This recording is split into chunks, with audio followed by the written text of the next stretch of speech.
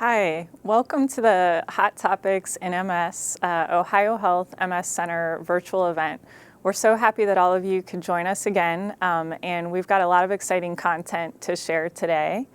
So I'm really happy that I'm joined here by three of the other MS docs in the MS Center. I'm Dr. Jackie Nicholas. I am joined by Dr. Dan Smith, Dr. Andy Smith, and Dr. Jeff Eubank. And so let's go ahead and get started. And as we go through the content, you do have the opportunity to answer questions in the chat, and then we'll be directing those to each of the speakers. So please type in any questions that you have as we go along. And I'm thrilled to turn it over to Dr. Jeff Eubank. Thanks, Dr. Nicholas. So the topic I'm going to be reviewing today is pain and MS. And I remember very early in my training, one of the things that I heard a few times along the way was, pain's not part of MS. But if you're a patient or someone who cares for people with MS, you know better than that. You know that this is something that's certainly common, and we're going to run into it a bunch. So we're going to talk a little bit about that today. So as you can see, MS is a pain in the donkey, so we're going to talk about it a little bit more. So really, probably 60 to 80% of people with MS have pain as either a constant part of what they have to deal with or an intermittent part of their MS. Pain can also be directly from MS. We call that primary pain, of course, or it can be secondary to MS. In other words, MS could make things harder to deal with, and it might give you back pain, knee pain, or hip pain. So we kind of subdivide that into two different areas there. So to go over that a little bit more detail, the primary pain with MS, we usually think of that being what we call neuropathic pain. Neuropathic pain tends to be more burning, stinging, stabbing, sometimes electrical, also oftentimes associated with neurologic abnormalities on the examination itself. And secondary pain means we don't think the pain is coming from injury to the nervous system, but we feel it's due to some other problem. It could be the disability that something's caused, and then that subsequently leads to joint pain and back pain. And then we have to always consider pain's not an uncommon thing for any of us to experience, so not every pain is going to be directly due to MS. So neuropathic pain, that's damage typically to the sensory parts of the nervous system, so either where the nerve roots enter or to the sensory pathways within the central nervous system. But we also consider pain that comes from spasticity or spasms. You can consider that primary pain from MS as well. And then we have this kind of overlap area. A lot of our patients with MS have headache, low back pain, and fibromyalgia. And we think those things are not entirely distinct from MS, but not directly MS as well. So it kind of fits in that gray zone between other pains and MS. So with neuropathic pain, one of the areas that we oftentimes deal with is what we call nerve root entry zone pain.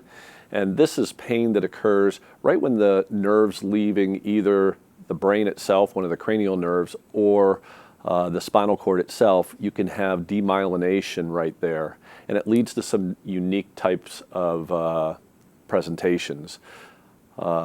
We also have demyelination that can occur in the sensory pathways. It can be anywhere up and down the spinal cord or within the central nervous system.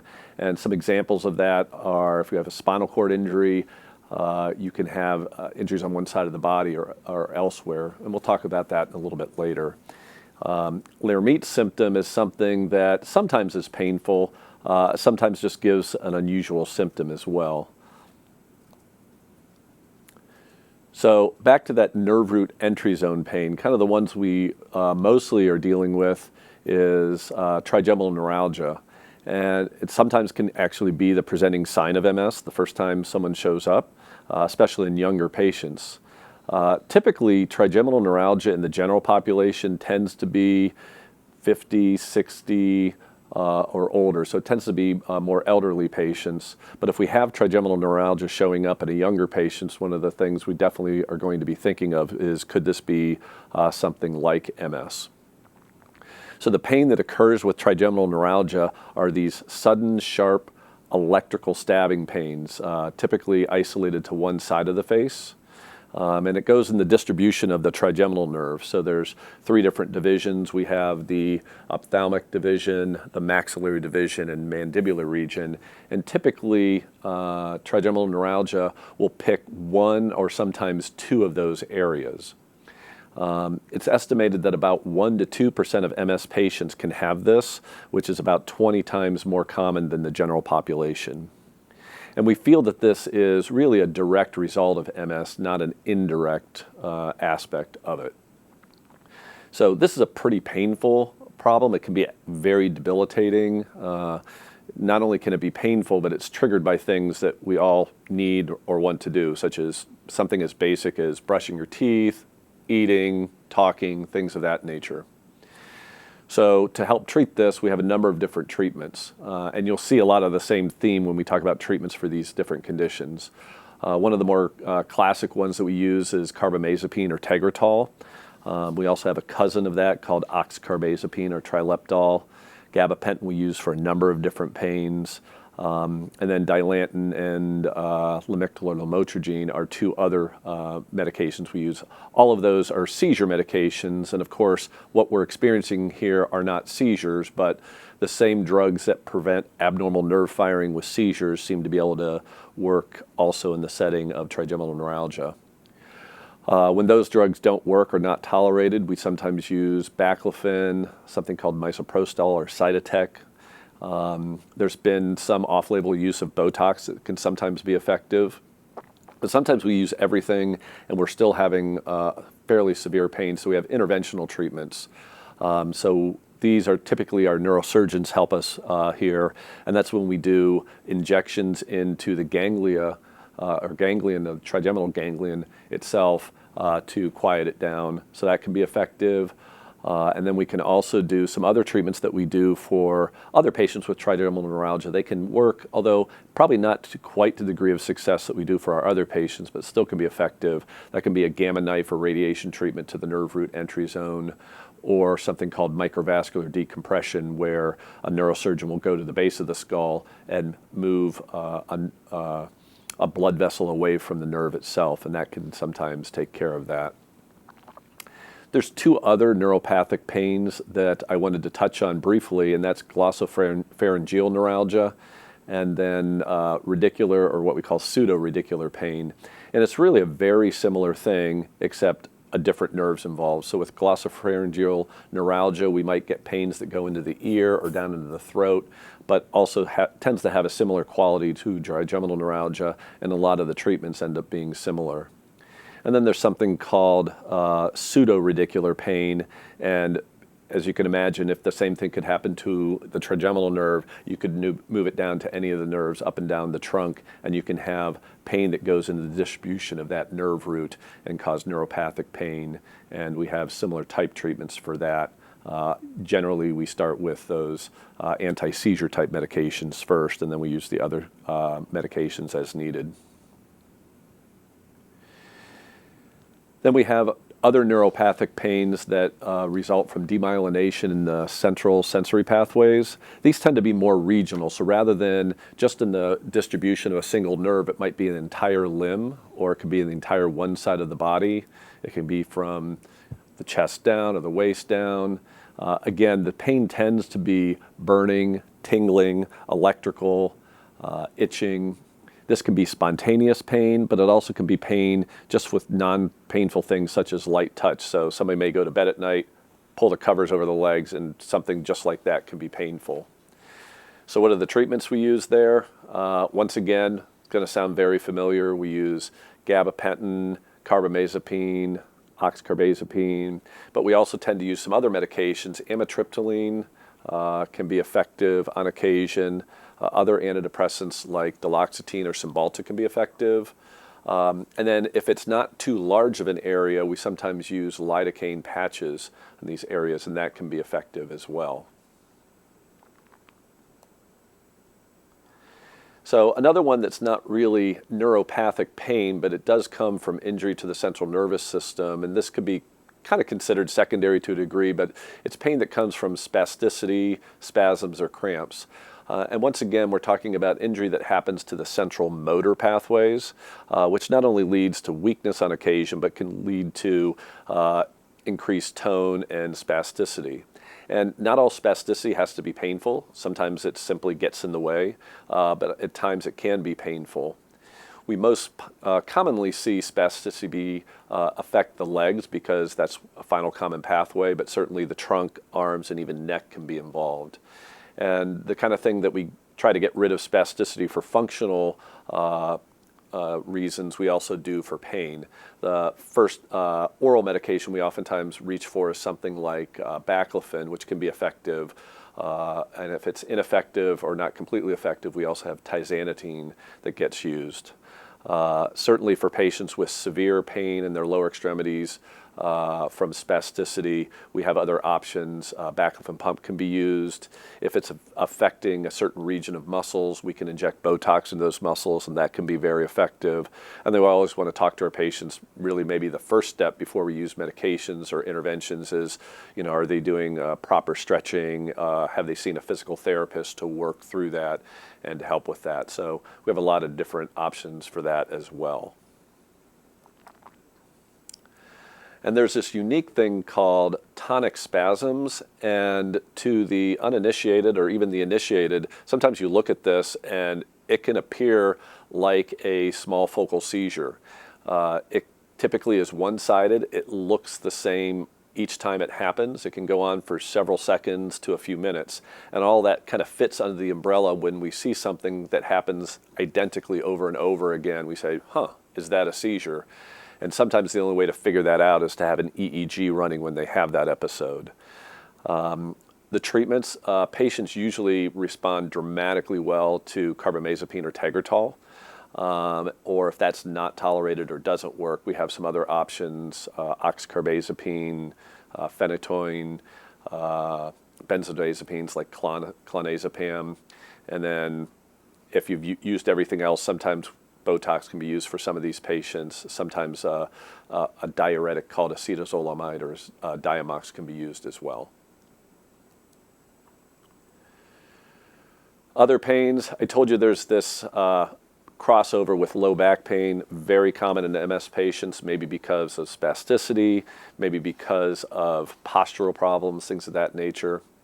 Headaches, I think migraines, again, migraines are very common in the general population, as a lot of our MS patients are female, of course, because it's much more common. Migraines also much more common in females. A good 20% of females can have migraines as well. So that's either going to show up just because it's common and maybe a shade more common in MS patients. Fibromyalgia has a fair amount of overlap with MS, and we have some patients that really seem to meet criteria for both MS and fibromyalgia, so we keep that in mind as well. So I talked about a number of medications that can be useful to help manage, but really the first thing we want to think of is what are the things that we can do to improve things before we have to pick a medication, or at least in conjunction with that. I think physical therapy can do a great service. They can help with postural issues that might lead to some of those mechanical issues, but they can also help with spasticity. If there's a musculoskeletal issue with a knee, a hip, a shoulder, or what it is, they can also give exercises that can be helpful for that as well. Exercise in general can be associated with reduced pain. It's really almost every patient we're trying to nail down how important exercise is for everything, whether it be from cognition to fatigue to mood issues. But people who haven't been exercising and are able to exercise on a regular basis, it looks like their overall pain levels are reduced. So we always want to make sure we're encouraging that as well. Probably more recently in the last 10, 20 years and more as we realize wellness intervention seems to result in reduced pain. I point out has been shown to be useful in women just because there was some recent studies that demonstrated that. Fairly certain it would work in most people, but really focusing on all of the things involved with wellness, whether it be mindfulness, meditation, the exercise, things of that nature, really super helpful as an adjunct, not just for pain, but for a number of other things. There was another study that I read preparing for this that just showed that people that were meditating on a regular basis, and it wasn't this long 30, 60-minute meditation, it was just several minutes on a fairly regular basis, seemed to reduce pain levels.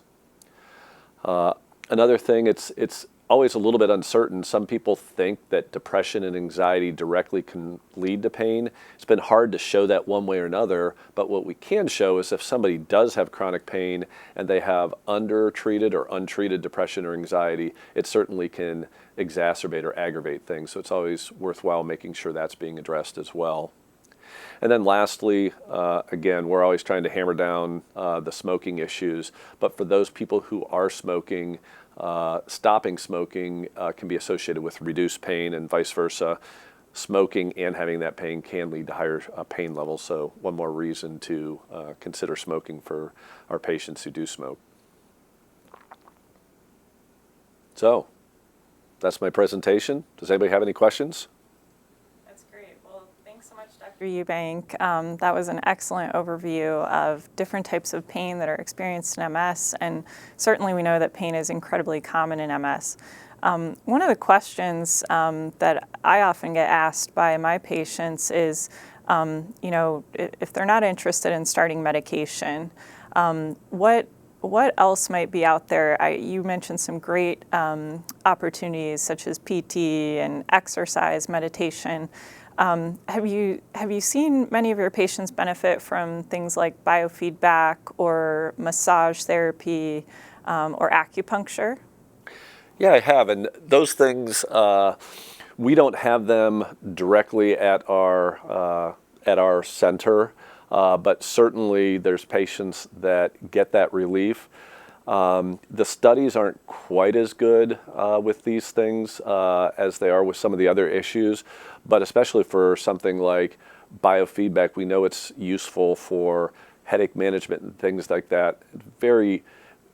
I think what's really involved there, if you can get people to kind of get that mind-body connection working, it really does help them get on top of things. I think without that good connection, we're not all built with that ability to kind of see where our mind and body are communicating, and once you can understand that, it just gives you a sense of control, which then takes care of some of the anxiety. So regardless of the mechanism, those things can be certainly helpful as well. That's incredible. Yeah, and I love that you mentioned the meditation. We've seen a lot of benefits in mindfulness in multiple sclerosis, particularly for reducing anxiety and depression, which you mentioned seem to be factors that if those are actively going on, that's actually might worsen pain. Has that been your experience? Yeah, and sometimes it takes our patients teaching us what to do. Sometimes you're not thinking down that track unless you know to think of it, and patients will come back and they'll say, hey, I've been doing this program and this really works well for me. I wanted to tell you so you can share it with the other patients. That's certainly useful. That's great. Now, the other question I have, sometimes people come in and they've had pain and they've been started on their MS disease-modifying therapy and they don't feel any better. Their pain's still going on. Do you think that's a sign of their disease-modifying therapy not working for them? Or what would you say in that situation? Yeah. It's always unfortunate because we want our patients to get better when we put them on treatments, but then we have to understand what's the purpose of the treatment. And I always try to emphasize to my patients, the thing that I'm giving you to get your disease under control isn't probably, or it's not meant to get rid of the other symptoms that you already have. Now, every once in a while we get lucky and that's awesome, but its purpose first and foremost is preventative. It's to prevent new injury so they don't have a new thing that they have to take care of. So really, we do get lucky sometimes and we love when that happens, but it's important to emphasize that the failure of symptoms to improve in a disease-modifying therapy is simply because that's not what its first and foremost job is. So that's why we have all these other treatments to manage what doesn't get better after people recover from attack or when we start them on a medication. Yeah, that's so helpful to understand because it can be so confusing when you're trying to deal with all the different symptoms and understanding what's helping what exactly. And then the other question that I have is when somebody is experiencing pain and they've really exhausted all the options that you talked about, both the lifestyle factors and then gone through several medications, and they come in and they ask, in the state of Ohio, there's the ability to get a card to be able to purchase medical cannabis or marijuana products from state dispensaries. What are your thoughts on that, and have you had any patients who've benefited from that? Sure. So, we don't have tremendous data on this, although there's some out there. A lot of times it ends up being anecdotal, but I think it's something that can be explored, especially when we've looked at a lot of other areas. Now, the caveat to that is some of the things we worry about if we're using something like cannabis would be, what are the potential negatives of using cannabis? One of the things could be people who are using cannabis, their balance sometimes can get worse. Sometimes their cognition can get worse. So sometimes the things that may help one thing may exacerbate something else. So if somebody's more off balance and more at risk for falls, obviously we don't want that.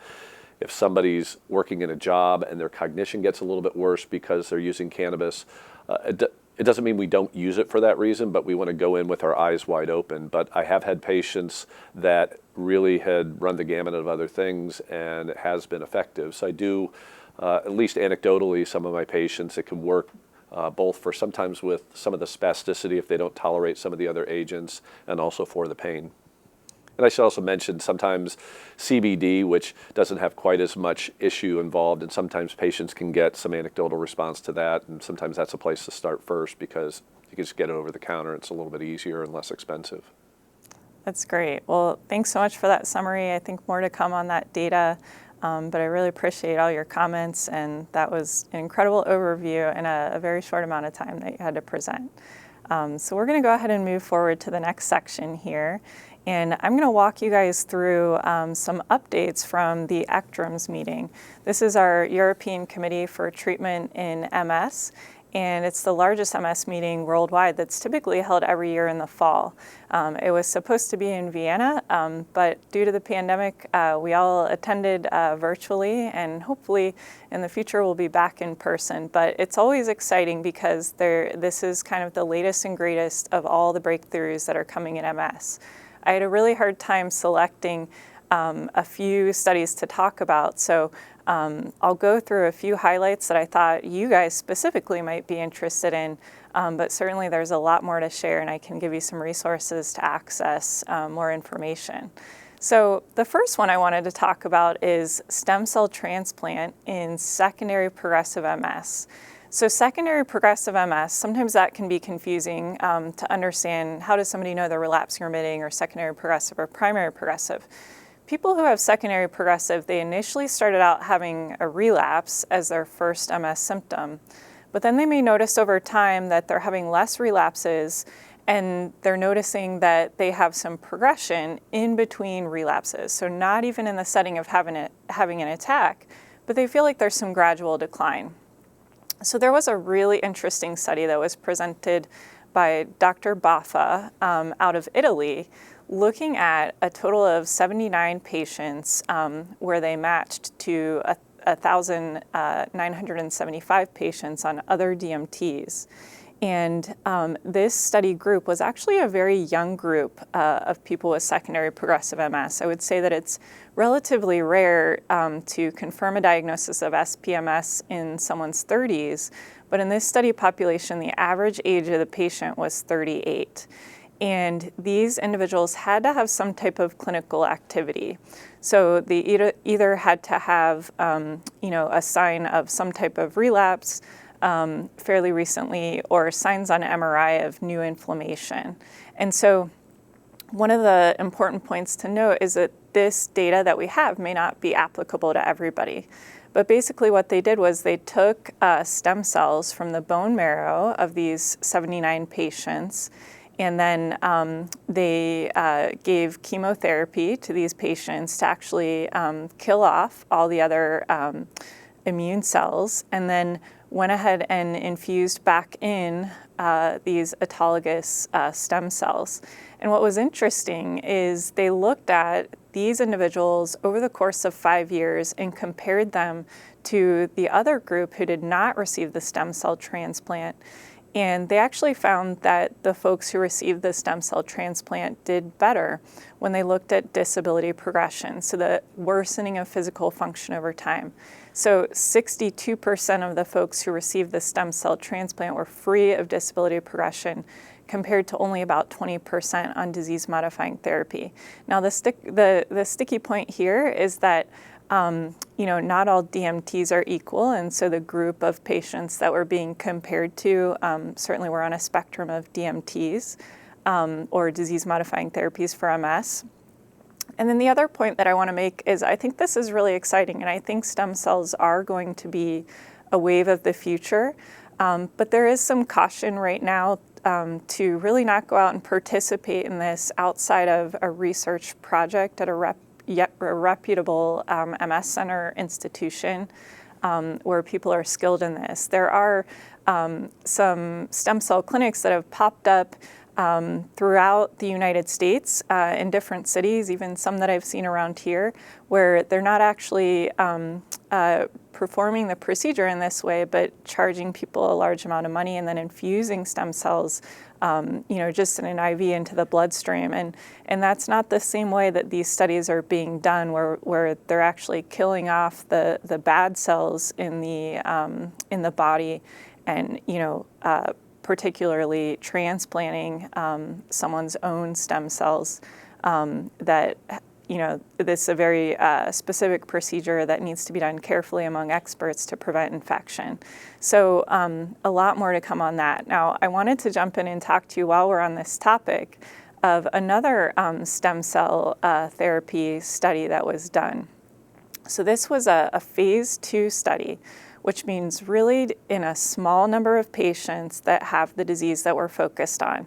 And in this study, people with primary progressive MS, so people that really did not have relapses at the start of their disease, but just had a gradual progression over time in terms of their disability, along with people that had secondary progressive MS.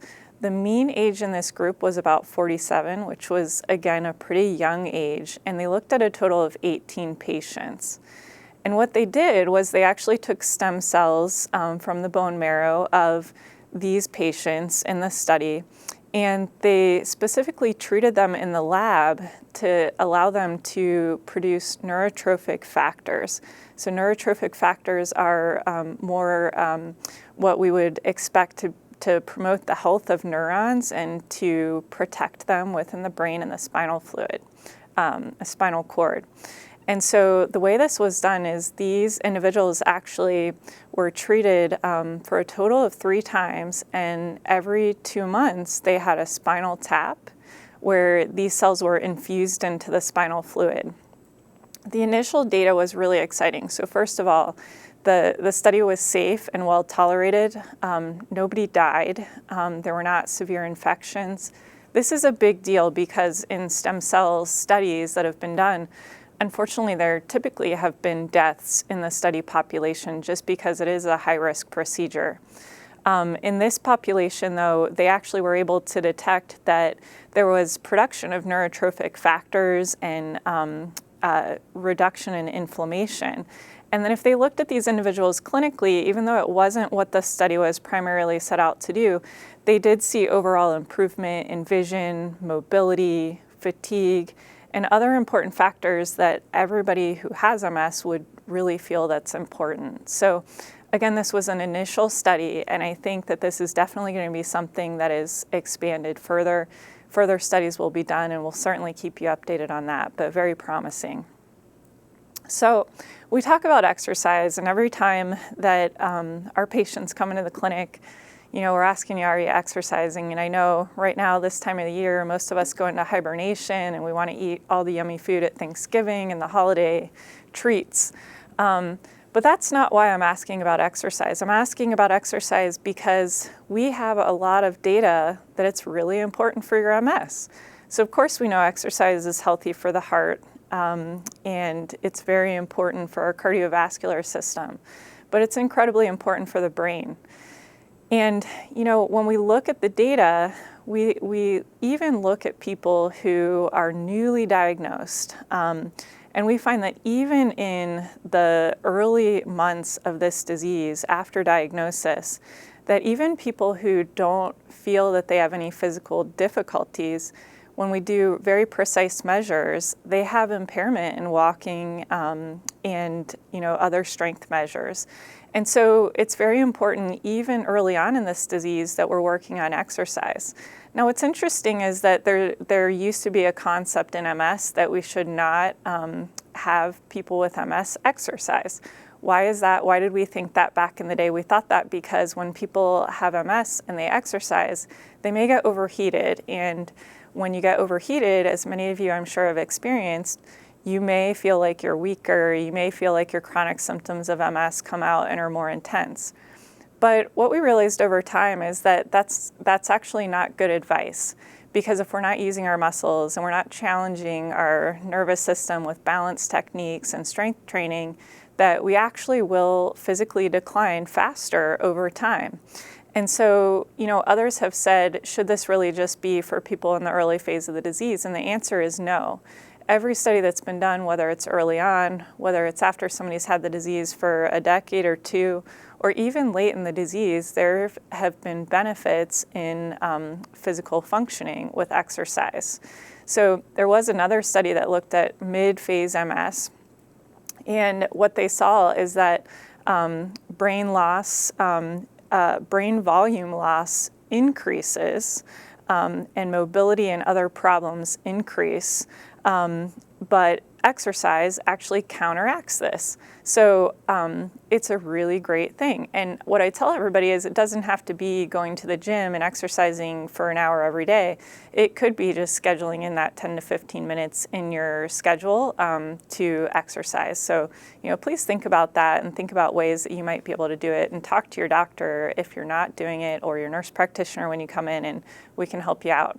Now, what about the exercise and its impact on the brain? Well, we know that MS is a white matter disease, and that means that we have inflammation in the white matter in the brain. But over the past several decades, we've actually realized, well, wait a minute, the gray matter is affected too. And the gray matter is incredibly important for things like cognition. And there was another study that actually showed that people who exercise, people in what was called the exercise group, versus people who were not exercising, actually had higher brain volume in the gray matter. So their gray matter volume, meaning the brain, did not shrink as much in these areas in the people who exercise versus the people who did not. And so that suggests that it's very protective for the brain. So again, there's so many studies showing this. So if you're not out there doing it, consider this your motivation. So I know that probably at this point everybody's very tired of talking about COVID, but it's still here and it's still relevant, and wanted to update you that, of course, it has been a very high recommendation by our clinicians here at OhioHealth, and certainly the National MS Society, that people with MS should be vaccinated. And when we look at the data that was presented at ECTRIMS, there was a large amount of data from registries showing that there was no increased risk of relapse in people with MS who received their COVID vaccine. So what that tells us, again, is what we expected, that it's not going to increase the chance that somebody's going to have a new attack or new damage on their MRI. So that's a really good thing. And currently, certainly, there's a lot of discussion about boosters, and that really depends on your current medicine that you're taking for your MS, your current DMT, and your age and other comorbidities. So if you're wondering about that, please reach out and ask your MS care provider. Now, what about the vaccines and your ability to respond to the vaccines?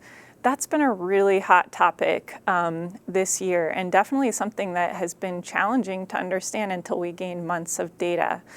what we saw overall is that when people get a COVID-19 vaccine, they respond really well on many therapies. So I've listed here, the interferons, the glitiramer, which is Copaxone, teriflunomide, dimethyl fumarate, cladribine, natalizumab. Studies that we saw at ECTRIMS showed that those individuals who received the mRNA vaccines, so here in the US, that's the Pfizer and the Moderna, they developed an immune response basically as good as healthy controls, and specifically the humoral immune response, or the production of antibodies. Now, you notice here that there were reduced responses to the COVID vaccine in people who are on what we call anti-CD20 therapy.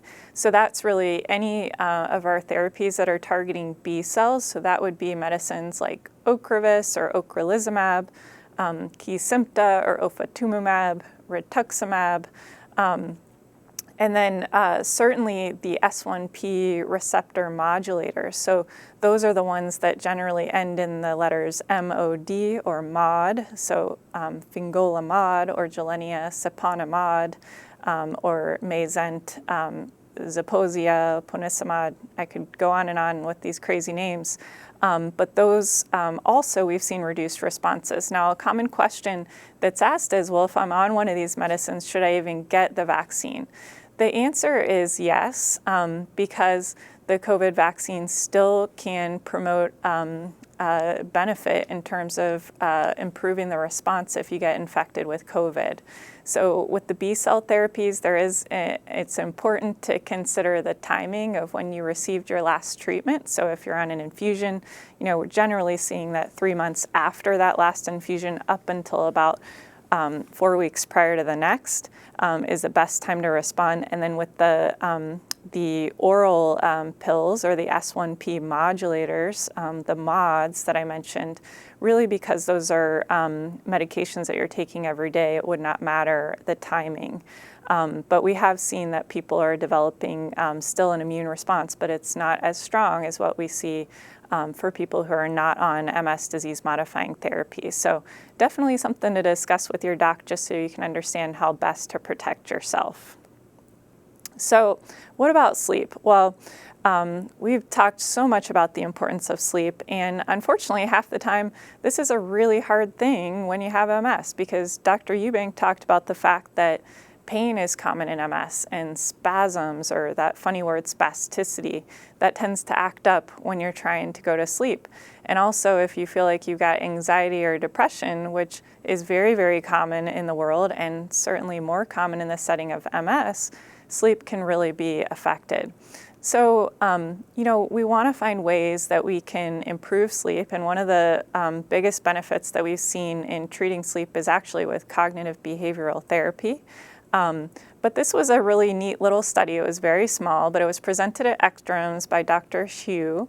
And the study that she did was looking at 30 people with MS who had sleep difficulties. So they basically were people that were coming into her clinic, and she had them filling out sleep scores to evaluate how well people were sleeping and who had difficulties.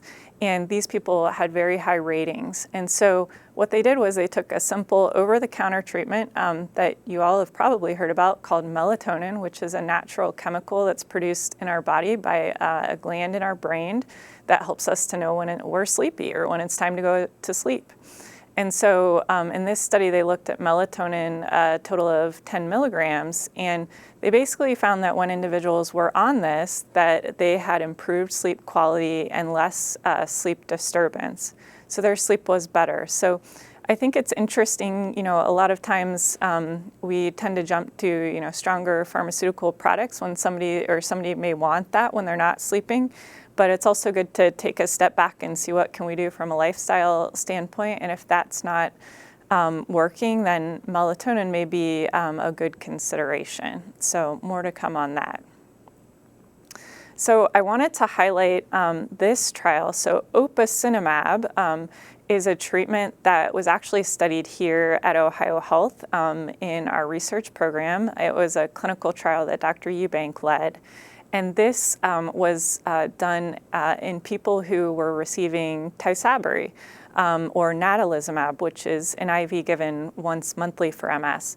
But really the purpose of this study was to look to see if people who received this experimental treatment, opicinalimab, which used to be called anti-LINGO, some of you may know it better from that, to see if this resulted in improvement in function. And the reason is that this medication was very promising and believed to help with remyelination and repair. So this was called the Affinity Trial. At ECTRIMS, they presented the data from this, and unfortunately, it was actually a failed trial.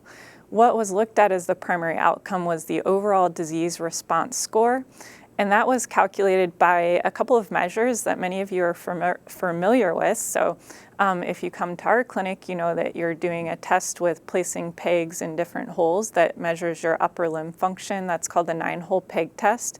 They looked at both the dominant hand time and the non-dominant hand. They looked at how fast somebody could walk for 25 feet. And then also something called EDSS, which is a numerical score given to people who have MS by a physician or a nurse practitioner doing a neurological exam to be able to compare degrees of physical function among individuals that have MS. Unfortunately, what they found in this study was that there was no overall benefit in the across the entire group studied. But they did look at subgroups who did appear to have some benefit, and what they saw was this tended to be people who were greater than or equal to 40 with a higher EDSS. So I do find that interesting.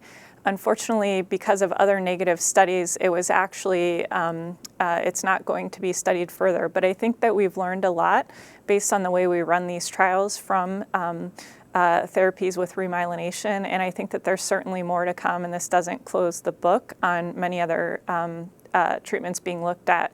There's also another treatment called eleniziumab, which was being looked at in MS that also presented negative results and did not benefit remyelination and repair. So I think what this tells us is that really currently what we do up front to treat the disease and prevent damage is the most effective at preventing neurological disability. So lastly, I wanted to share with you just an update on MS monitoring. So interestingly, you know, for many years in MS, the standard of care has been to do an MRI with contrast and without contrast. And so that's how most people are getting MRIs yearly or every so often to monitor their MS. But a new update has actually recommended that when we're doing routine monitoring for MS, so people that have had MS for many years who are stable on a treatment, that it may actually not be needed. And so you'll probably hear this when you're in clinic talking to your nurse practitioner or your doctor, that you may not need to get gadolinium with all of your MRIs. So I think that's an exciting update, saves time, and you may not need to get a needle stick when you get your MRI. So I'm going to jump forward here and jump to the questions and see what we've got. So I've got a great question here, and I'm laughing because I thought the same thing. So somebody said, what is mid-phase MS? And I agree, there really aren't phases of MS that we specifically say in MS. So I've had people tell me I have early stage or late stage or mid phase, but really that's not a terminology that we use. Interestingly, that was what they used in this research study. And so really looking at people who had had MS for at least 15 years or more. And so it was basically judged based on a length of time. But again, that's not common terminology. And then the other question that I see in here is, I had some increased MS symptoms with each COVID vaccine dose. They were relatively short, about 3 days. Did others have these issues? So certainly those of you online can type into the chat if you would like to share. But I certainly can say that I did see that in many of my patients, and I bet the other docs did as well, where when you receive a vaccine and the immune system responds to that vaccine and you feel not good, interestingly, that's actually a good thing. That means your immune system got the message. And we want your immune system to react and recognize that as being foreign, because when it does recognize that, that's when your immune cells are building up an antibody response and a memory immune response, so that if you get infected down the road with COVID, you're going to fight that off much quicker. But in MS, whenever your core body temperature goes up, which is common when your immune system is responding to a vaccine, even if you don't have a fever, you can have an increase in all those chronic symptoms, just like we see when you have an infection or if it's really hot outside. So very common, and one of the good things is if you start feeling those symptoms, you can go ahead and take Tylenol or ibuprofen to make you feel a little bit better, but just plan to lay low after the vaccine just in case you might not feel as good. So I'm going to turn it over now to our next speaker. And so Dr. Andy Smith, take it away. Thank you for that wonderful introduction. We aren't talking about football. What does NFL have to do with MS? I wish I could say I was creative enough to come up with that title on my own, but one of my colleagues helped me with it. And by the way, my name is Dr. Andy, and we're going to be talking about NFL today.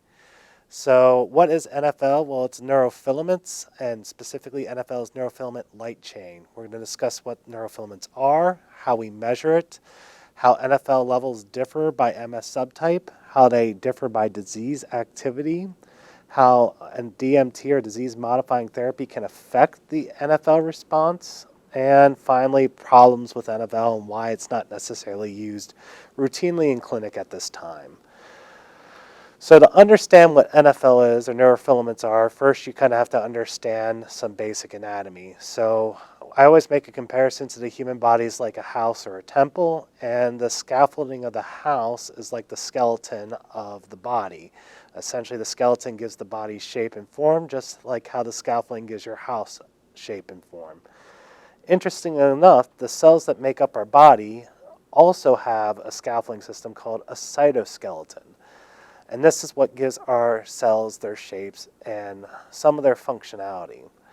So a nerve cell, and I wish I had a pointer that I could point at these things, but kind of is similar to a light switch in your house. So the cell body is kind of like the physical switch, which is kind of the big blue thing on the left.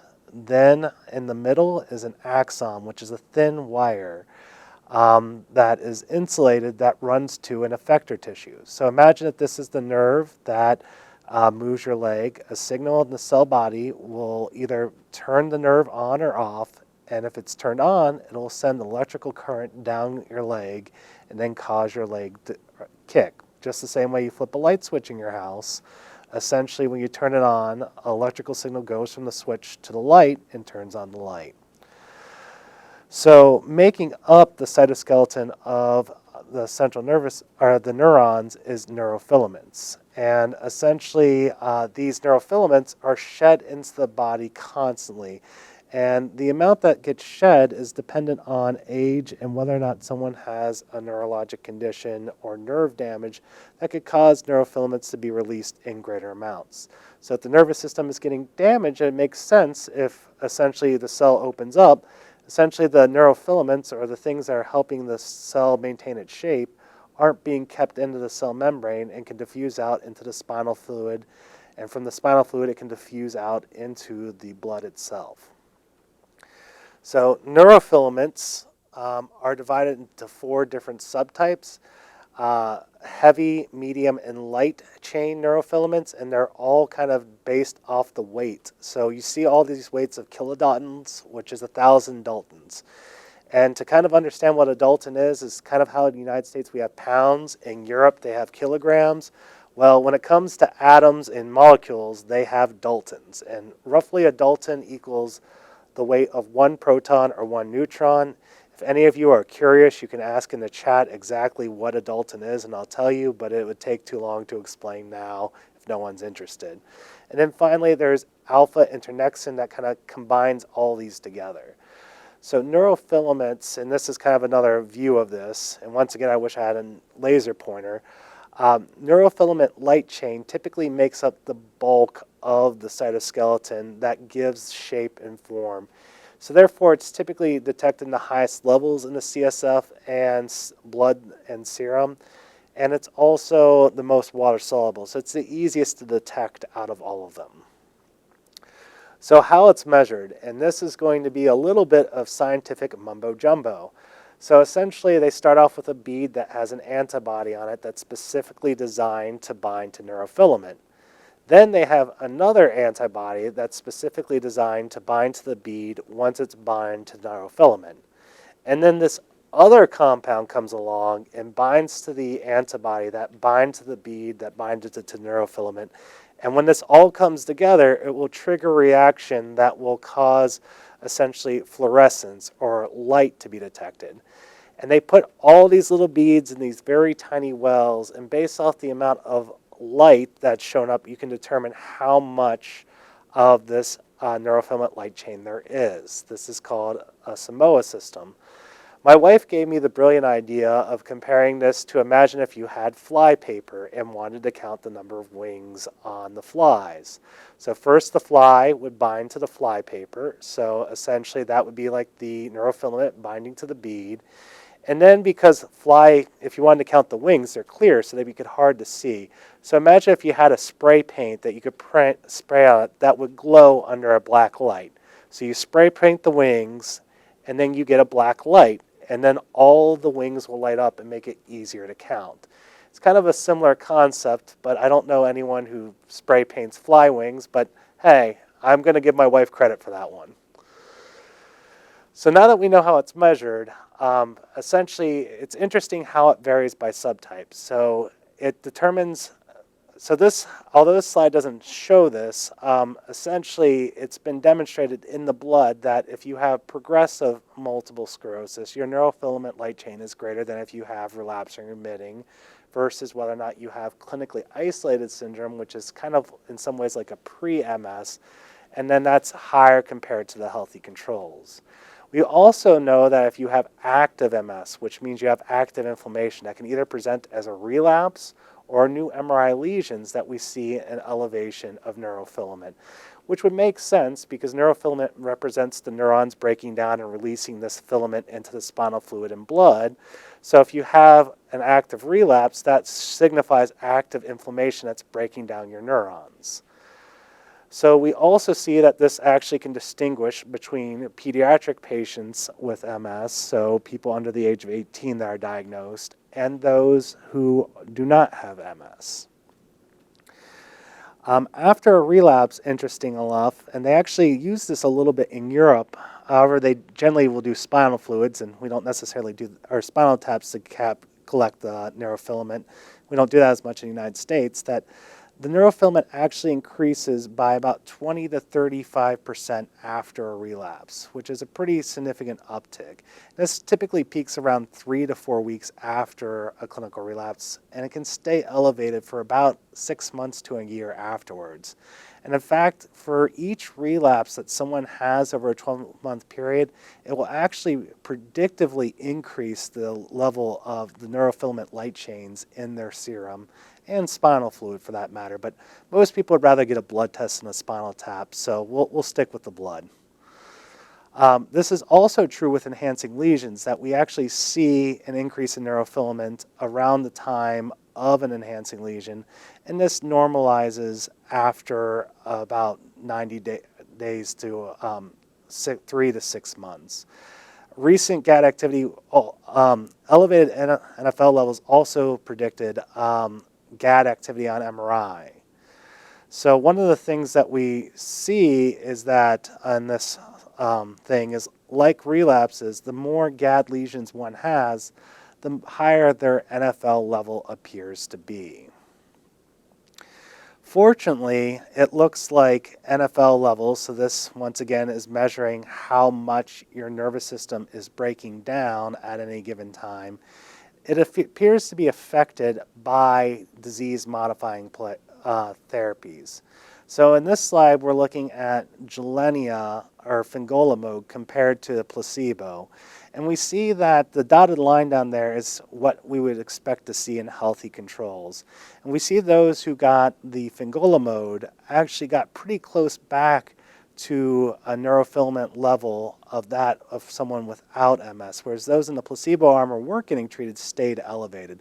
So that would suggest that fingolimod decreased the amount of brain breakdown or damage to the brain, and therefore that also is kind of supported by the positive effects we've seen in the clinical trials with fingolimod decreasing the number of relapses and new lesions. They also looked at it in comparison to interferon, and once again, fingolimod reduced the rate in comparison to interferon. So interferons are the shots like Avonex, Pelegrity, Betaseron, Rebif. And this would also kind of hold true with our clinical thinking that typically in the clinical trials, now it's always dangerous to compare against each other, but in clinical trials, it's been suggested that fingolimod probably has a greater rate of relapse reduction than interferons. Another study looked at how NFL dropped with other treatments like teriflunomide or Aubagio, natalizumab or Tisabri, dimethyl fumarate, I'm sorry if it's very tiny, or Tecfidera, and alemtuzumab or Lemtrada. And we see that the levels of neurofilament decrease significantly in this clinical trial, and we kind of see it separating by what we perceive to be clinical effectiveness. So classically, we think that teriflunomide has the least amount of anti-inflammatory effect, and alemtuzumab has a far greater. And we see that alemtuzumab and Tisabri, or natalizumab, have a significant decreasing in the rate of neurofilament in the serum than compared to Aubagio or teriflunomide.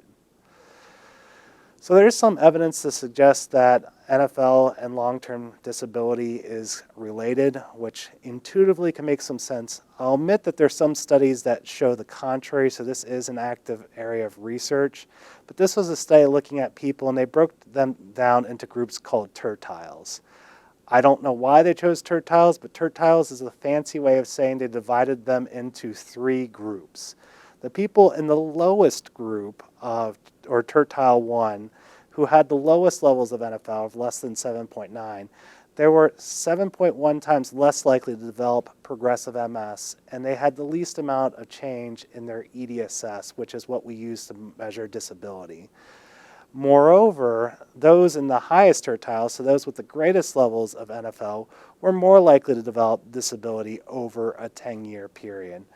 So it would suggest, and this would make sense, that if you have more breakdown of your nervous system, therefore more neurofilaments being released, that would suggest that you have more ongoing damage occurring, and that would suggest that you might be at a higher risk of this damage catching up to you and having more disability. This is another fancy study that's a little bit more on the confusing side of looking at, but basically what they did there is they looked at disability worsening over a 5-year period. And instead of using specific levels, they used age-matched cutoffs of a healthy population. So if you were greater than 80% of the healthy population, or 95% greater than the healthy population, or 99% greater, that we saw that those with the higher levels of NFL were once again more likely to have issues with disability. So as you get a little bit lower down, because the events were so rare, you start to lose a little bit of statistical significance. But overall, the trial did seem to suggest that over a 5-year period, there were more individuals had a higher risk of developing disability with elevated NFL levels.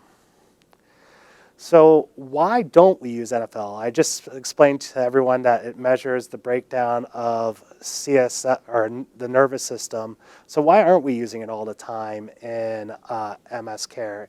And a lot of it has to do with we haven't validated it, but there's a lot of things that cause an elevated NFL level. So as we all get older, it gets greater.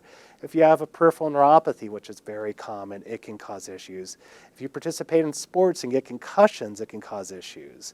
If you're pregnant, it can also affect the levels. If you're plus size or husky like I am, you'll have a greater level you'll have different levels of NFL. And also if you smoke or have high blood pressure or diabetes, that will also affect your risk. So looking at age, and this is kind of one of the things that makes it a little bit harder to use in clinical practice, is that we know that the older one gets, the higher the levels of NFL there are. But what makes it particularly hard is not only do the NFL's levels get higher on average, but the range of what's considered normal also gets greater as we get older. So when you look at 40 all the way at the left on the second graph, it's a very narrow window. But when you get up to 85, it's almost the range is almost, I would say, about 4 times greater than what it is at 40. So that kind of makes it difficult to validate and say, should the value of what's normal be the same in every individual? Also, we've seen that if you get a concussion or play high contact sports, the NFL levels are greater than that in the general population. So if you are clumsy like me and hit your head a lot, you'll have a higher NFL level than someone who doesn't fall as often, like my colleague, Dr. Dan Smith. I always praise him for how great he is. Another thing is NFL levels are also greater in COVID patients. So let this remind you that it's important to get vaccinated against COVID, because not only can it increase your risk of dying, but it also damages your nervous system. We've seen a lot of neurologic complications from COVID. So it makes sense that COVID would increase your NFL levels and in turn signify more damage to the central nervous system. Finally, NFL levels are not specific for MS. In fact, other neurologic diseases like hereditary dementias or Lou Gehrig's disease have far greater levels of neurofilaments than multiple sclerosis. So it's not specific for MS. This also signifies a lot of neurodegenerative diseases that also have elevated NFL levels, like Parkinson's, Alzheimer's, frontotemporal dementias. So pretty much what's stopping us from using it right now is it's not specific to MS. So if you come in and we check a level and it's elevated and you just played soccer and did a lot of headers, that might not necessarily mean that you're having a relapse. Also, what's considered normal in a population and what MS patients have often overlap. We're still working out how to normalize data based off of confounders like age and other features. And we're still trying to figure out what's the best way to prep the blood samples or CSF samples. And we're also waiting for regulatory approval. So kind of the close with some of the problems is we're still working on determining what the ultimate cutoff is.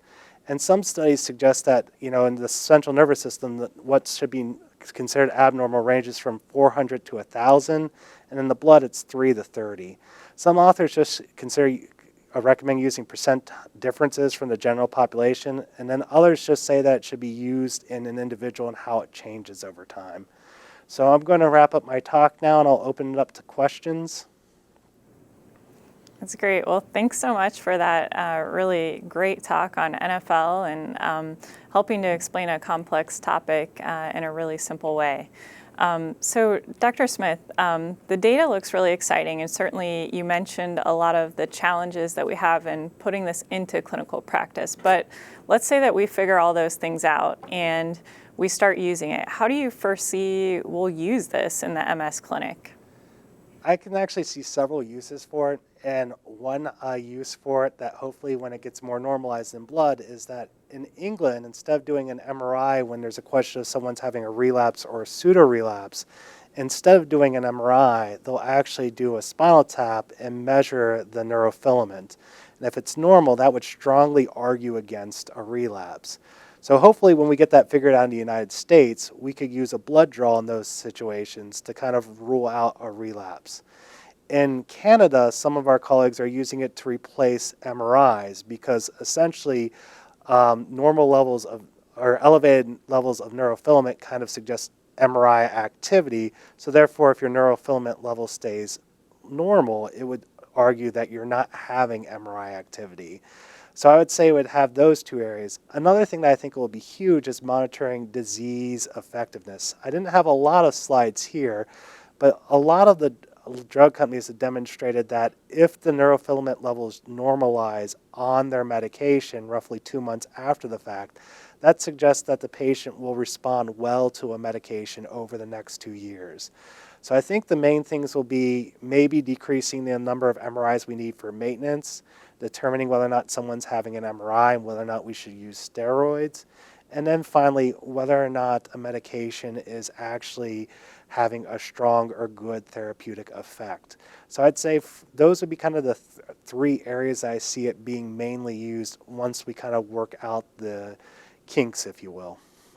That's great. Well, I think that's incredibly exciting, and I'm looking forward to someday being able to implement this in clinical practice. How soon do you think this is going to become available? So it's actually available in parts of the world, and I've been saying since 2017, probably sometime in about a year or two. I would still say at the earliest, I'd say about a year or two. They're starting to offer, so one of the labs that's out there that does everything for cash, so is starting to offer it. So as it becomes more standardized, as more labs bring this up in the United States, I could see it being more used more readily. But I'd say that, getting regulatory approval is going to be probably the biggest hurdle, and that can take time. So I'm optimistic, and I'll cross my fingers that maybe, in the next year or two, it might be starting to be used more in the United States. But as I said, after I saw the first results of this back in Ekstrom's, I think back in 2017, I've been telling patients that for a while, but I think we're getting pretty close now. Well, thanks so much. I think that's really exciting and really promising, and I'm sure our patients would welcome a blood test over having to have as many MRIs, but probably not the spinal tap. So I'm glad you said that the blood test seems pretty promising for that. So thanks, Dr. Andy, for a great talk. I'm going to go ahead and turn it over to Dr. Dan Smith, who's going to take us through another exciting topic. Thanks very much, everybody. Thanks for logging on and spending time with us here this morning and early afternoon. I'm Dr. Dan, and today I wanted to talk with you a little bit about cognition in MS. And so the reason I picked this topic actually stems from a conversation I had with one of my patients earlier this year. He came in for the visit, and we started talking through how things were going. Said he was doing quite well. Said that he had a lot of improvement actually in his walk. Had some troubles moving and some leg weakness, but had been going through a physical therapy regimen and had actually been doing home exercises on his own, and was actually got to the point where he's going to the gym a couple times a week and felt really good in that regard. Talked a little bit about some pain that he was having in his arm at night that was keeping him awake. It was a burning pain. We'd started a medication to kind of help tone that down. He was getting a lot better quality sleep and felt better there. Had some spasms as well in one of his legs, spasming at night. He was doing exercises, doing stretching at night, was really increasing the amount of water that he was having during the day to help improve some of those symptoms. So overall, things seemed to be going pretty darn well, but he brought up something, and he mentioned, I had never really brought this up before because I wasn't sure if it is just me or if it's MS or if it's something else, but having a hard time at work, and everyone is talking too fast. It almost seems like I'm just having a hard time keeping up with conversations, and I'm having a hard time processing what people are asking or what we're talking about. And it was something that was becoming self-conscious. I mean, he was nervous to approach his colleagues and bring this up. Didn't want to come across as that he wasn't paying attention or wasn't trying to pay attention, but was affecting him psychologically and even performance at work. So I think it's a great example of how important it is to talk about cognition in MS. To be honest with you, it's an invisible symptom. It really is. And so because of the fact that it's not something that we or others can physically see, sometimes it's something that we may tend to not spend as much time talking about. And it's, of all the symptoms that MS can cause, it's also one that tends to maybe at times be a little bit ignored in ways too. And so part of that is because of the fact that it's invisible, and other times it's because it's unclear, why this is happening. So what I'd like to do now is just kind of get into this topic a little bit more. We actually see that this is a prevalent symptom. So about 60% of folks who have MS have reported cognitive issues of different types. And it's something that we see across the whole spectrum of MS. So even at the very beginning, the very early stages of MS, and what we call clinically isolated syndrome, which is when someone's had maybe one single attack, or even interestingly in what we call radiographically isolated syndrome, means that maybe the brain picture looks like MS, but someone hasn't really had a whole lot of symptoms from it. Up to a third of patients who fall into those categories will actually report some cognitive symptoms that they've been noticing. And we see it really across the spectrum. About a third or so of patients who have relapsing, remitting MS report these difficulties. And it honestly gets even more common too as we age and in progressive MS, depending upon which studies you read. 50 to 80% of patients report cognitive difficulties. So let's get into a little bit about the different functions of the brain. So our brain's an amazing organ, and it does so much in such a little space. This is a diagram, kind of outlines different parts of the brain and what functions it serves. And so you can see here in the front, we have our personality and our emotions and some of our intellect. And as we move back further, there's parts of the brain that affect our ability to move, our ability to perceive sensation. Behind that, we have language comprehension, we have visual recognition, and at the bottom there, we have parts of our brain that are involved in muscle control and coordination. So there's a part of the brain that's outlined there kind of in purple that says memory. And so we have an area of our brain that's maybe a little bit more involved in storing and processing memory. But the reason I'm bringing this slide up is that it doesn't mean that just because, so folks can have cognitive symptoms even if there are not lesions or areas of damage just in that memory center. So as an example, I have a lot of patients who have maybe MS lesions or areas of damage in part of their brain that is really involved in movement, but they still report cognitive symptoms. And so why is it, that this is such a common symptom? And it has to do with the fact that there is so much cross-communication between these different parts of our brain. And so even though there may be a lesion or a spot in something that isn't directly involved in storing memory, there is a lot of crosstalk there, and you may be affecting a pathway. And so this is another reason why we see this as such a common symptom. So this is a few little things about kind of memory in general. And so let's first talk about the types of cognitive areas that MS maybe does not affect as much. So there's something called explicit memory. So explicit memory are sort of like our conscious memories. And so examples of this type of thing would be facts. So if Chillicothe, Ohio is the first capital of Ohio. You remember that information and you store it. There's also a thing called episodic memory. So this would be remembering events about your past. You remember the details of your 16th birthday and who was there and what presents you got. Not really affected so much in MS. It's kind of involved, the areas of the brain that sort of help us with this are you can kind of see on this picture here what we call the neocortex and the hippocampus and something called the amygdala. Then we've got an area of our brain that's involved in implicit memory. These are unconscious memories. So these are memories that you don't necessarily think about. Example of this would be you learn to ride a bike, and after you learn it, you kind of always have that muscle memory stored away kind of unconsciously about how to do it. Or something called emotional memory. So this would be you are, for instance, maybe either a positive or even a negative memory attached to some place where something occurred, and you pass by that location and you're reminded, just subconsciously of what had occurred there. And so these types of memory circuits, the implicit memory, is really back in what we call the basal ganglia and the cerebellum. But working memory is an area of memory where we do see that there is involvement from MS. And so the way I sometimes think about or explain working memory is that it's the way that we sort of allow ourselves to hold an idea or a thought in our head as we decide how we're going to use that information. So example, this would be, let's say that someone tells you that you need to go to a certain location and the address is 500 Water Street. So you're going to remember that 500 Water Street in your head. But then they start talking to you and they say, hey, and here's how you're going to get there. You're going to go left here, right here, left there. So you have to sort of process what they're saying, but also not forget 500 Water Street and how are you going to use that information. So we see that working memory is affected in MS.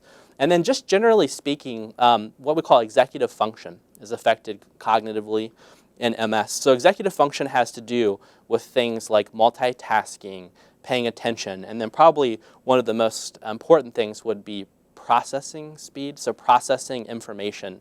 And not that we can't process information and store memories, but more that it takes longer to process things than it otherwise would.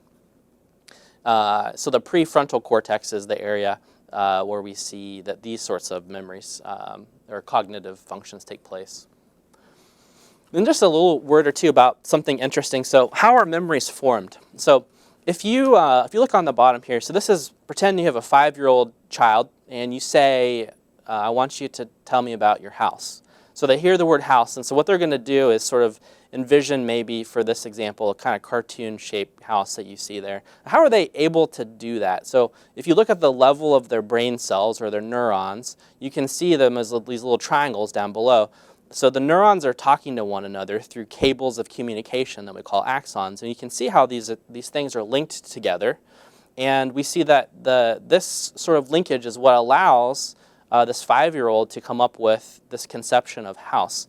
Now this 5-year-old goes through time and 45 years pass, and they're now a 50-year-old adult. Now a lot has happened in 50 years. They've had a lot of education, they've had a lot of life experiences, they've had a lot of emotional memories even associated with the word house. The house they moved out of, the house that they bought, the house that they renovated, you can see, so on and so forth. There's a totally different conception of what comes to their mind when they hear house. So interestingly, if you look at what's happening at the level of these brain cells, they're still the same neurons that were there from the beginning. It's not that they have new neurons, but interestingly, there's new connections that have formed. So they're able to sort of develop more information, store more information in different ways by kind of recruiting or bringing these other brain cells into the loop, so to speak. So this is an idea we call plasticity. It has to do with ability to really exercise and use your brain in order to make these new connections. So plasticity is something that we all have, and certainly as kids, and not just kids, but the younger we are, the more plasticity our brain is able to do, but it never really fully stops. One thing, if you think about this, I think we all would find this to be true, is like there's so much emphasis on education as we're growing up, but then once we're adults, it's not that we don't learn things anymore, but we oftentimes so often get into the habit of not really expanding and learning new things.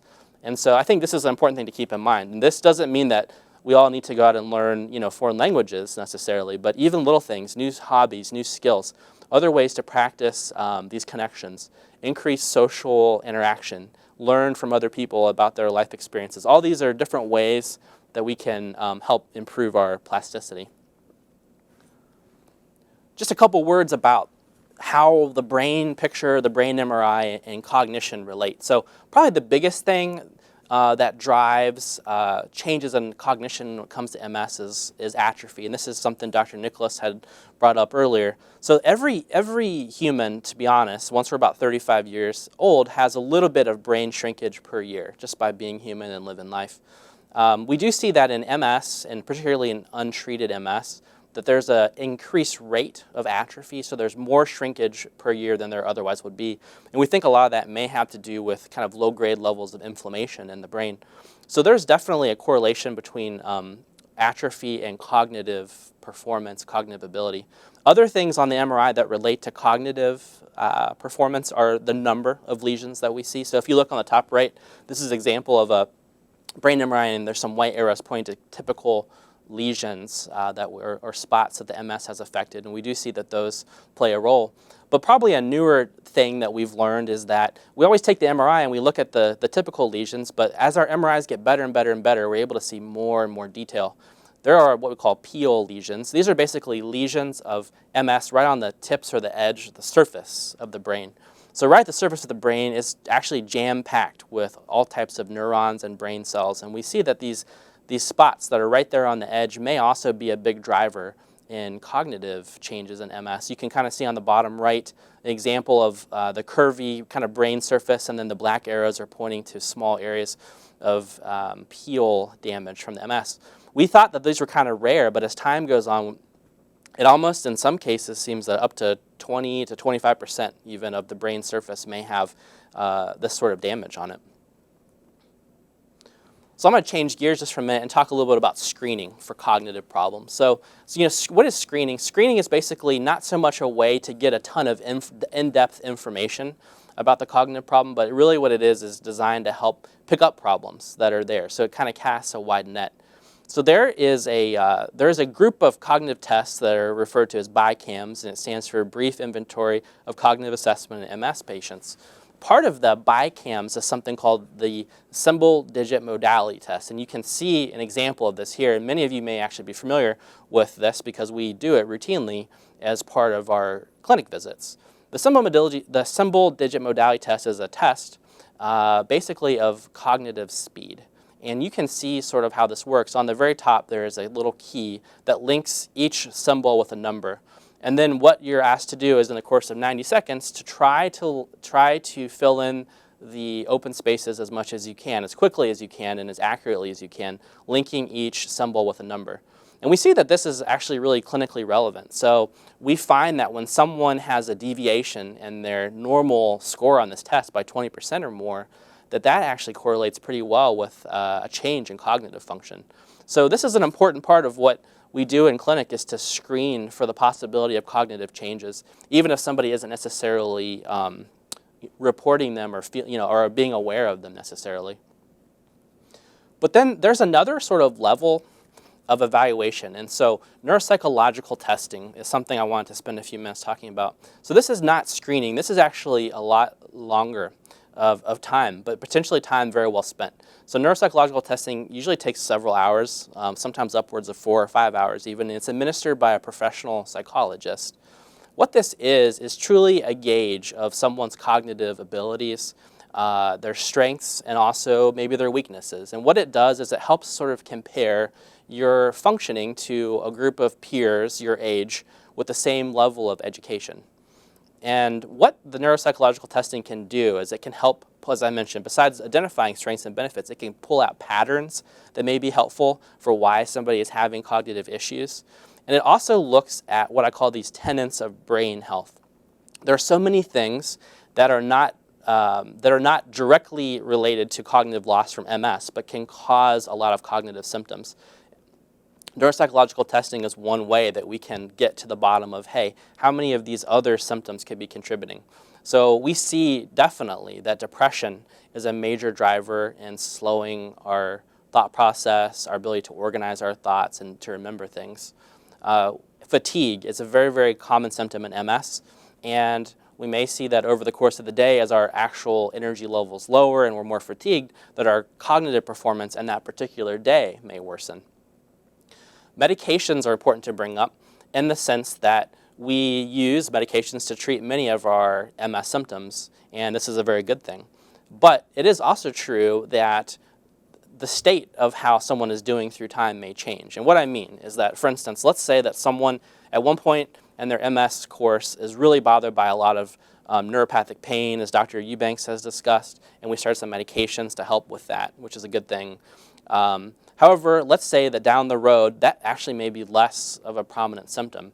And perhaps we should look at those medications really carefully and say, hey, are these actually still needed for that particular person at this point?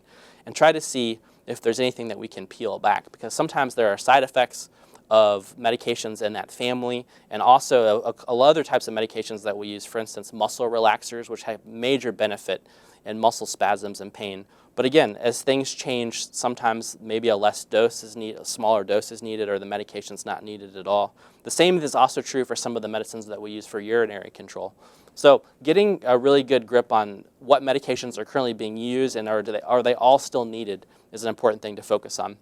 And then neuropsychological testing also helps us get to the bottom of maybe impacts of sleep. So sleep is so important.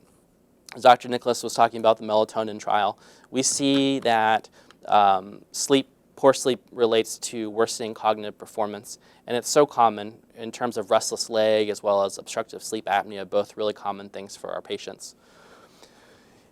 Neuropsych testing also is just very helpful to get truly a baseline. And I think you could actually argue in some cases that even if someone who has MS does not really have a lot of cognitive symptoms, that potentially getting a baseline is maybe not a bad idea. So the purpose of the baseline is just so that you can get the data about how your brain is working now. And just in case in the future if things change, you can always go back and have a comparison to see if there's been a change. So one way that this can help, as an example, the neuropsych testing really compares you to other peers your age who've had a similar level of education.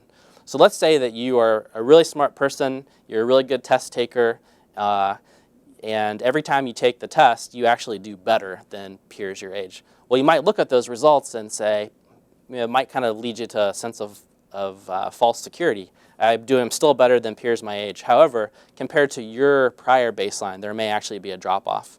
And so you can pick that type of information up by getting this data.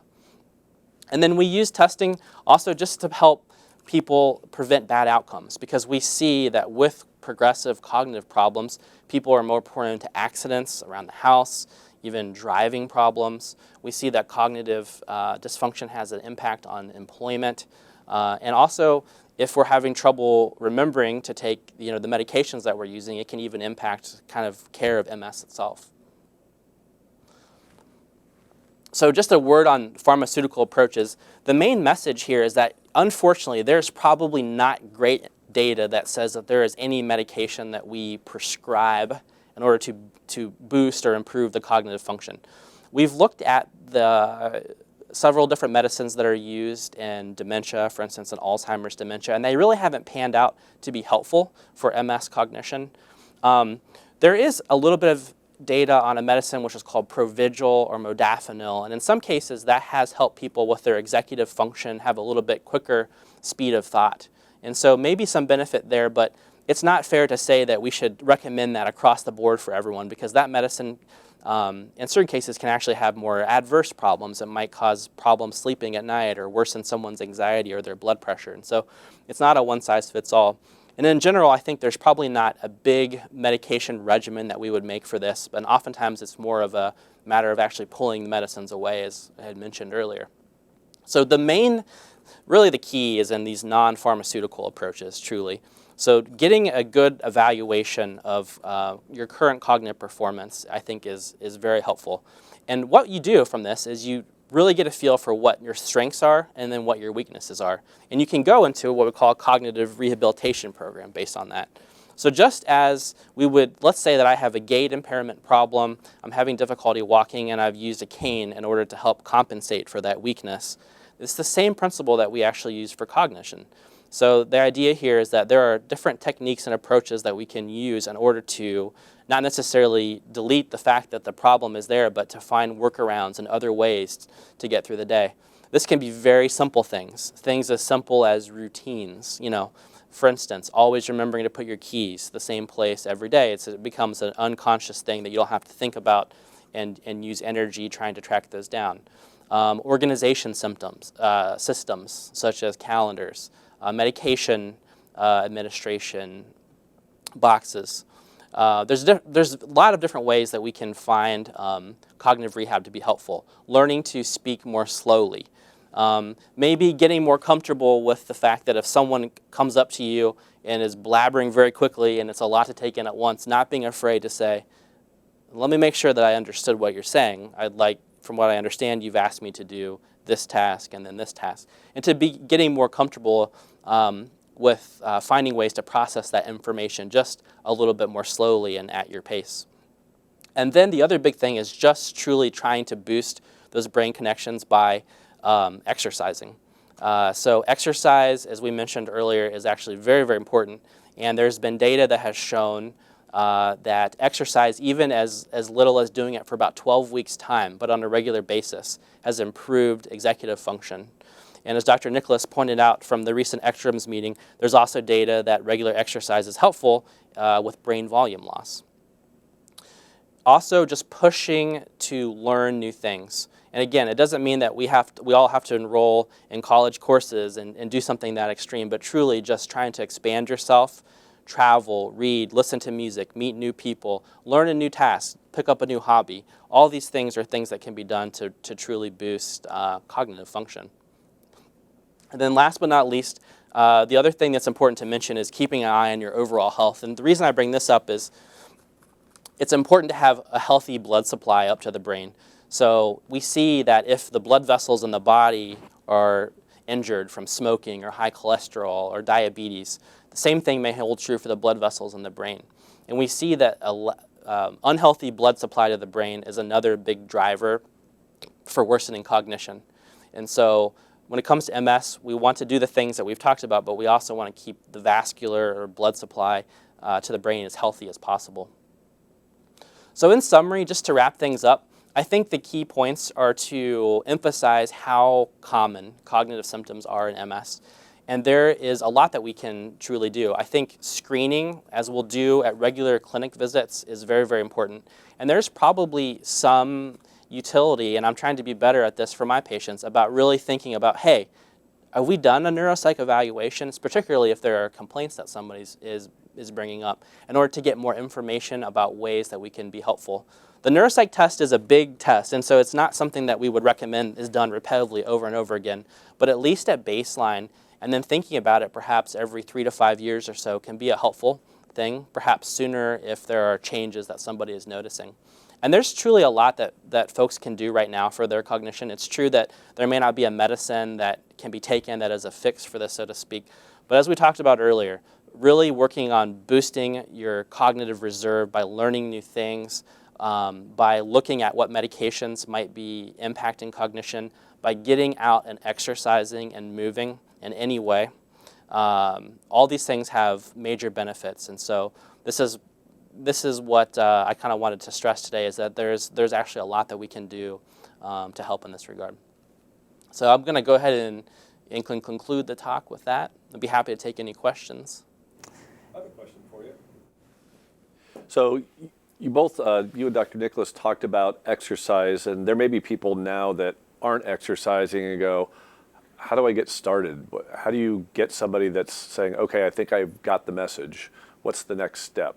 Yeah, great question. So it's so easy for us to say that, hey, exercise. But like you said, how do I get my feet on the road with that? So many different ways to do this. So one thing that I'll bring up to patients is talking with a physical therapist. We often will send patients to physical therapy in order to rehabilitate a particular symptom or weakness, but sometimes I'll even send them there for that, but then also to focus on, hey, our specific question is actually, how do I, given my strengths and weaknesses physically, develop an exercise program? Other things that can be thought of are, there's actually quite a bit of classes that are available even virtually. We have classes through OhioHealth that are available. We have the Neuroscience Wellness Center, which was opened earlier this year right across the street from where we are now, which is a great resource for folks.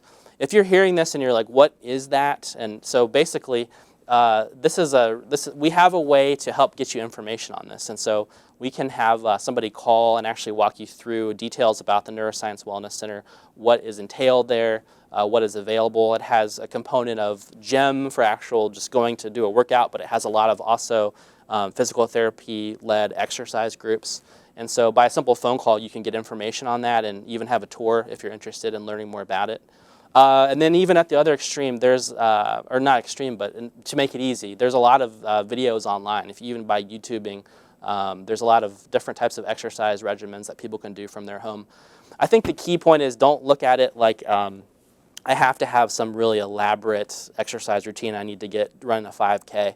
Even in someone who really doesn't have use of their legs, there's a lot that can be done with the upper extremities, and there's ways to find adaptations. It's just movement in general that we see as beneficial.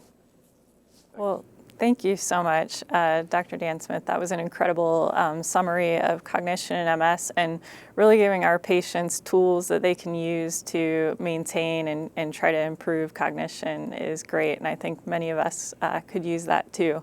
I don't remember where I put my keys, even though you said that was a common thing to remember. But want to thank all of you so much for joining us, and thanks so much to all of the MS docs from OhioHealth who are here today. You guys had incredible presentations, and we hope that all of you learned something new that you'll be able to use in your toolbox to better fight this disease. If you have ideas for future topics that you'd like to hear more about or any feedback, please give us that. We'd love to hear it. And once again, thank you so much for your time, and we hope you guys all have a wonderful weekend. Bye-bye.